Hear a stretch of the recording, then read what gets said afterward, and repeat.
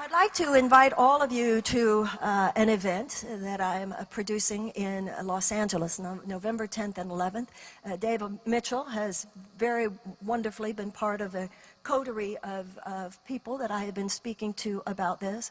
The event is called Women, Nonviolence, and Birthing a New American Politics. You know, in the state legislatures of the United States, the women's leadership roles are represented by almost 24%. In the U.S. Congress, 16.8% of all elected officials are women. Now, when you look at something like I was mentioning before, the child poverty rate, the incarceration rates, the sex trafficking, not to even mention militarism in the United States, so many of the issues that we're talking about with peace building are very difficult for us to bring forth in any genuinely powerful way when you have, what, at very minimum, $700 billion a year that we are spending on our military in the United States.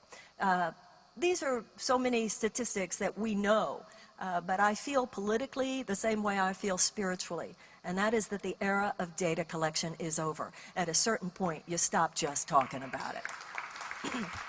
Okay? We have 35,000 people a day roughly die of hunger every day. 17,000 children die of hunger every day. That's 1 every 4 seconds. So figure out how many children have died of hunger since we all started politely talking here this morning. We have 1 billion people on this planet who live on $1.25 and less a day.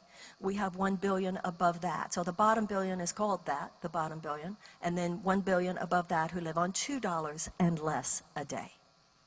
Economist Jeffrey Sachs, Columbia University, posits that for $100 billion spent over 10 years, we could eradicate deep poverty from the face of the planet. Now notice, $100 billion spent over 10 years would eradicate deep poverty. That is 1/7 of the amount of money that the United States spends every year on the military. And of course, as has also been mentioned, we all know what the cancer underlying the cancer is.